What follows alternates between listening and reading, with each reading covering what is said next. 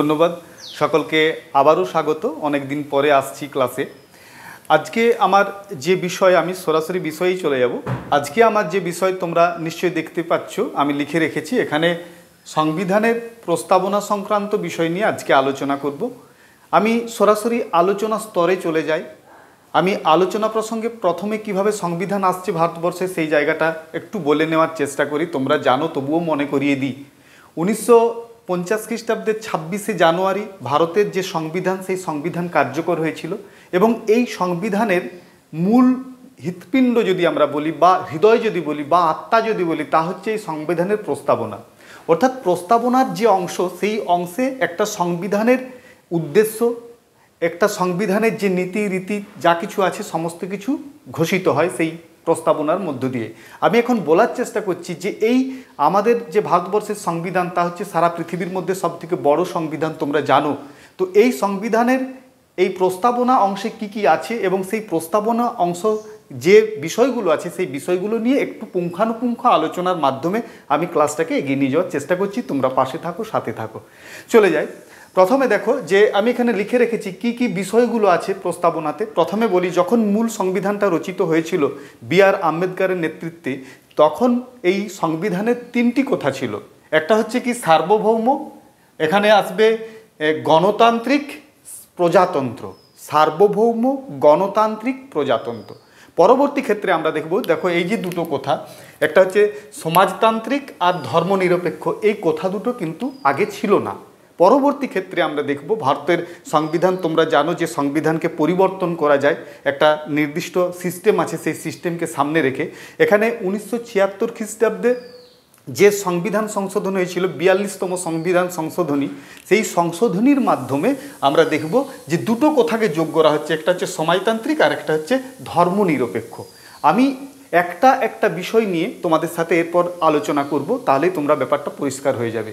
প্রথমেই বললাম যে সংবিধানের আত্মা হচ্ছে এই প্রস্তাবনা, এই প্রস্তাবনাই সংবিধানের হৃদয়। সুতরাং সংবিধানে কি আছে আমরা সরাসরি চলে যাই। প্রথমে দেখো এই যে সার্বভৌম, এই সার্বভৌম কথাটা নিয়ে দেখবে আমি বিভিন্ন সময় যে বিভিন্ন ক্লাস করে গেছি, সেখানে সার্বভৌম কাকে বলে, সার্বভৌম ব্যাপারটা কি আমি আলোচনা করেছি, তবু আজকে বলে নিই। সার্বভৌম বলতে একটা দেশের আভ্যন্তরীণ বিষয়। ধরো এটা একটা ভারতবর্ষ, এখানে আমাদের দেশের যে আভ্যন্তরীণ বিষয়, আমাদের দেশের যে ভিতরের যে বিষয়, এবং একটা রাষ্ট্র অন্য রাষ্ট্রের সাথে কী ধরনের বৈদেশিক নীতি নির্ধারণ করবে, সেটাও কিন্তু একান্তভাবে সেই রাষ্ট্রের নিজস্ব। অর্থাৎ আমরা সার্বভৌম বলতে যেটা বোঝাচ্ছি, একটা রাষ্ট্রের আভ্যন্তরীণ এবং বৈদেশিক নীতি নির্ধারণ করার অধিকার সেই রাষ্ট্রের শুধুমাত্র থাকবে।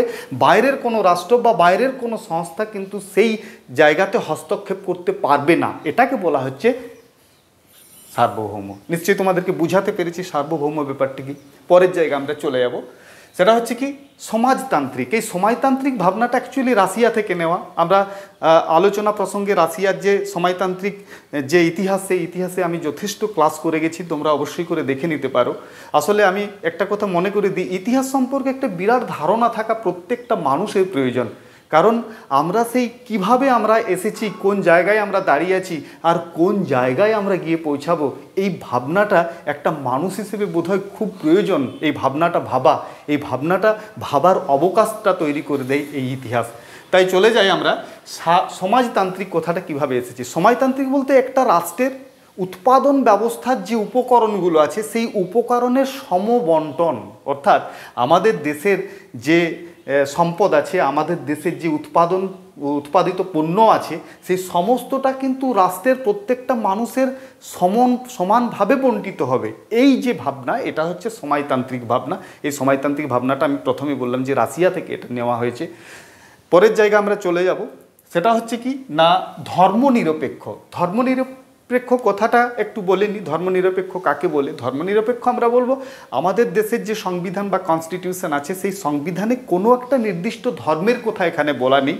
এখানে আমাদের দেশ হচ্ছে সেই বিবিধের মাঝে মিলন মহান, অর্থাৎ বিভিন্ন ধর্মীয় মানুষের এখানে বসবাস। হিন্দু, মুসলমান, খ্রিস্টান, শিখ, পারসিক, জৈন, বৌদ্ধ, সমস্ত ধর্মের মানুষ এখানে বসবাস করেন। তো এখানে এই বসবাস করার ক্ষেত্রে যেহেতু সমস্ত ধর্মের মানুষ এখানে বসবাস করেন, প্রচুর ধর্মের মানুষ বসবাস করেন, সেক্ষেত্রে এখানে ধর্মনিরপেক্ষ কথাটা ব্যবহার করা হয়েছে যে কোনো একটা নির্দিষ্ট ধর্মে ভারতবর্ষের ধর্ম নয়, ভারতবর্ষে এখানে যারা আছেন তারা নিজস্ব ধর্ম পালনের একটা অধিকার আছে, তারা নিজের মতো করে নিজের ধর্ম পালন করতে পারবে, এটা হচ্ছে ধর্মনিরপেক্ষ। পরের জায়গায় দেখো এখানে আছে গণতান্ত্রিক। আমি গণতান্ত্রিক ব্যাপারটা কি বা গণতন্ত্র ব্যাপারটা কি এই সংক্রান্ত বিষয় নিয়ে বিস্তারিতভাবে আলোচনা করে গেছি, কথা বলে গেছি, তোমরা জানো, তবুও একবার মনে করিয়ে দিই। গণতন্ত্র বলছে যে এই যে একটা ভারতবর্ষ বা যে কোনো একটা দেশ, আমি শুধু ভারতবর্ষ বলছি না, এখানে বাংলাদেশ আছে, বাংলাদেশ বা ইংল্যান্ড, যে কোনো দেশের কথা যদি তোমরা বলো, পুরো আধুনিক পৃথিবীতে প্রায় প্রতিটা দেশেই কিন্তু এই গণতান্ত্রিক সিস্টেমটা আছে। আমি গণতন্ত্র ব্যাপারটা একটু বলে নিই। গণতন্ত্র হচ্ছে সার্বিক প্রাপ্তবয়স্ক ভোটাধিকারের মাধ্যমে জনপ্রতিনিধি নির্বাচন করা হয়। আমরা দেখো আজকে দিনে দাঁড়িয়ে আমরা দেখো আজকে উপনির্বাচন হচ্ছে অনেক জায়গাতে বিধানসভার, তা মানুষ সেখানে ভোট দিচ্ছে, দিয়ে প্রতিনিধি পাঠাচ্ছে, যার ফলে কি হচ্ছে সেই প্রতিনিধিদের দ্বারা পরিচালিত যে একটা শাসনতান্ত্রিক পরিকাঠামো, এই পরিকাঠামোটা তৈরি হচ্ছে এবং দেশটা শাসিত হচ্ছে। এই যে ভাবনা, এটা হচ্ছে গণতান্ত্রিক ভাবনা। অর্থাৎ একটা দেখো, আমরা যখন আমি পঞ্চায়েতের কথা যদি বলো, তিস্তর গ্রাম পঞ্চায়েতের, সেখানে পঞ্চায়েত প্রতিনিধি নির্বাচিত হচ্ছে সার্বিক প্রাপ্তবয়স্কের ভোটাধিকারের ভিত্তিতে। আমাদের দেশে 18 বছর বয়স হলে তারা ভোটাধিকার প্রয়োগ করতে পারেন এবং ভোটাধিকার প্রয়োগের মাধ্যমে জনপ্রতিনিধি নির্বাচিত হবে এবং নির্বাচিত প্রতিনিধি যে একটা পরিকাঠামো তৈরি করবে বা শাসনতান্ত্রিক যে পরিকাঠামো তৈরি করবে, তার দ্বারা কিন্তু দেশটা শাসিত হবে। এখানে আঞ্চলিক শাসন ব্যবস্থায় আছে এবং এখানে আমাদের দিল্লি, এখানে যে লোকসভা রাজ্যসভা আছে তোমরা জানো, এখানে হচ্ছে বিধানসভা আছে এবং তিস্তর গ্রাম পঞ্চায়েতের যে 3টা ভাগ আছে সেখানে আছে। সুতরাং এইটা হচ্ছে কি গণতন্ত্র। আমি নিশ্চয়ই তোমাদেরকে গণতন্ত্র ব্যাপারটা নিশ্চয়ই বোঝাতে পেরেছি। পরের জায়গায় চলে যাব, সাধারণতন্ত্র। সাধারণতন্ত্র কথাটা ব্যবহার কী জন্যে করা হচ্ছে একটু মন দিয়ে শুনে নাও। তোমরা জানো যে আমাদের দেশ কোনো রাজা বা রানীর দ্বারা শাসিত হয় না, আমাদের দেশ শাসিত হয় একটা সিস্টেমে, এবং সেই সিস্টেমের যিনি প্রধান অর্থাৎ সাংবিধানিক প্রধান যদি আমরা ভাবি, সেখানে কিন্তু এখানে আছেন রাষ্ট্রপতি। এই রাষ্ট্রপতির দ্বারা আমাদের দেশ কিন্তু শাসিত হয়। আবার দেখো আমাদের মজার বিষয় হলো সেই রাষ্ট্রপতিকে কিন্তু আমরা নির্বাচিত করি, অর্থাৎ সারা দেশের প্রাপ্তবয়স্ক ভোটাধিকার প্রয়োগের মাধ্যমে রাষ্ট্রপতি নির্বাচিত হয়। তোমরা এখন প্রশ্ন করবে, স্যার এটা আপনি ঠিক বলছেন না। অবশ্যই ঠিক বলছি না, কারণ কি আমরা সরাসরি তো করছি না, আমরা পরোক্ষভাবে করছি। পরোক্ষভাবের একটা বড় অঙ্ক আছে এখানে। সেখানে এমএলএ, এখানে এমপিরা এবং এমএলএরা তারা ভোট দেবে, দিয়ে পরে আমরা রাষ্ট্রপতিকে পাবো, অর্থাৎ রাষ্ট্রপতি নির্বাচিত হবে। তাহলে আমরা কি হচ্ছে এমএলএ এমপি যারা আছে তাদেরকে আমরা ভোট দিচ্ছি, অর্থাৎ বিধানসভা এবং লোকসভার সদস্য যারা আছেন তাদেরকে আমরা নির্বাচিত করছি, আমাদের নির্দিষ্ট এলাকার মানুষেরা নির্বাচিত করছেন, যার ফলে তারা ভোট দিচ্ছেন রাষ্ট্রপতিকে। ব্যাপারটা কি হচ্ছে, পরোক্ষভাবে আমরা রাষ্ট্রপতি নির্বাচিত করছি। অর্থাৎ পরোক্ষভাবে আমরা যদি দেখি, এখানে ধরো রাষ্ট্রপতি আছে, এখানে হচ্ছে আমরা এমএলএ এমপি যারা আছে তারাকে ভোট দিয়ে পাঠাচ্ছি, আর এখানে হচ্ছে সাধারণ মানুষ আছে, তাহলে কি হচ্ছে আমরা পরোক্ষভাবে নির্বাচিত করছি রাষ্ট্রপতিকে। তাহলে আমাদের যে এই যে সাধারণ মানুষ, আমাদের সমস্ত ক্ষমতার উৎসকে রাষ্ট্রপতি, আর রাষ্ট্রপতি নির্বাচিত কারা করছেন, সাধারণ মানুষ। সুতরাং আমাদের এই কনস্টিটিউশন একটা জায়গা দিয়েছে যে আমাদের দেশ হচ্ছে সাধারণ মানুষের দেশ। সাধারণ মানুষের আশা আকাঙ্ক্ষা সমস্ত কিছুই প্রতিফলিত হবে সংবিধানের মাধ্যমে, এবং তারা ভোটাধিকার প্রয়োগের মাধ্যমে এই রাষ্ট্রপতিকে নির্বাচিত করবেন। সুতরাং এখানে যেটা বোঝানো হচ্ছে যে সাধারণ মানুষের কোথায় শেষ কথা হয়ে যায়, তাই এটা হচ্ছে সাধারণতন্ত্র। নিশ্চয়ই আমি তোমাদেরকে বুঝাতে পেরেছি যে আজকের প্রস্তাবনা বিষয় সংক্রান্ত যে আমার ক্লাসটা ছিল। আবারও সকলকে আন্তরিক প্রীতি, শুভেচ্ছা, অভিনন্দন, শ্রদ্ধা, নমস্কার জানিয়ে আজকের ক্লাস আমি এখানে শেষ করলাম। নমস্কার।